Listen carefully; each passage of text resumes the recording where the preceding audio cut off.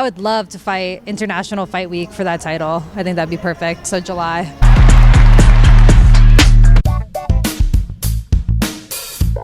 This is the Schmo with the Pro. She's 11-1, currently on an 8-fight win streak. She's cold-blooded. Erin Blanchfield in the flesh. Las Vegas, Nevada. How we doing? Doing great. How are you? The Schmo can't complain. Listen, how do we get some more hype to your name? It was a very impressive performance against Jessica Andrade, UFC Vegas 69. Title shot, yeah? Oh, yeah. I think, I knew, I initially got it against Talia, so I knew if I beat her that I'd definitely get a title shot. Then even with Jessica, she's number 3. I know anybody in the top 5 can fight for a title, so I think I should be next. Timing's pretty good for you because you have Valentina Shevchenko facing Alexa Grasso. That's coming up here, UFC 285 here in Las Vegas. But at first, when you got the late-minute replacement against Jessica Andrade, do you think it was tougher for you to prepare than what you were doing for Talia Santos? No, I don't think it was necessarily tougher. Maybe just that it was so short notice. I only had like a week to game plan, but she only had a week to game plan for me too. And I mean, anyone at that level is super tough, so it was similar in that sense. You got to be calling for that title shot next. Yeah, that's exactly what I did Saturday. And, I think whoever wins that title, maybe we can fight in July in International Fight Week. I think that'd be great. Would you take any fight that's not a title fight, a title eliminator fight, if they gave it to you? I definitely would. I'd definitely rather fight for a title first, but I only have 5 fights in the UFC, so another fight wouldn't be bad either. Second round, you synced her up the rare naked choke. Did you know it was a wrap the second you saw her back? I got her back, and the second I went for the choke, she didn't defend it at all. My arm was deep on her neck. I knew no matter what she tried to do, I was going to finish that. What do you think Alexa Grasso has to do to dethrone the champion Valentina Shevchenko 2 weeks from now here in Las Vegas?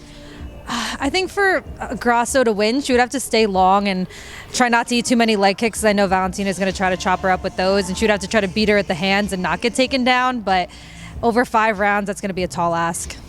So if she doesn't get that tall ask done, how do you get your hand raised when you face Valentina Shevchenko? She has not been beaten in the 125-pound weight division.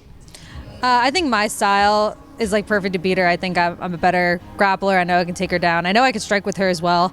So wherever the fight goes, I know I'm going to win. And that's where you impress everybody the most. Everyone's like Erin Blanchfield. She has the submission. She has the grappling. But what you did on your feet, that was what impressed everybody. You could sit there, stand there, and strike with anybody. Oh, I definitely can. I mean, I always aim to be as well-rounded as possible, so I know I can fight anywhere with anybody. So that leads the Schmo back to what we started with. How do we get the hype behind your name? How do we get everybody saying Erin Blanchfield, 8-fight win streak, you're young, you're talented, and you're winning very impressively? Yeah, I just have to keep winning the way I am. I mean, I think a lot more people noticed me after Saturday, and if I fight again before the title, I'll do the same thing again. This calm demeanor that you have, the cold-bloodedness, where does that come from?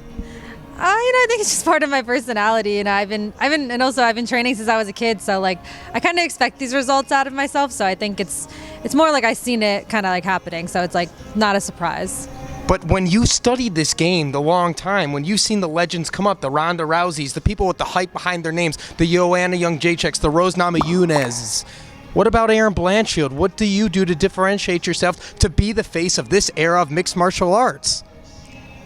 I think I just got to be myself and keep fighting the way I do. I think I don't know. I think I like being my authentic self, and I like other people that are that way too. So I think just being myself and winning the fights the way I know I can win will be enough.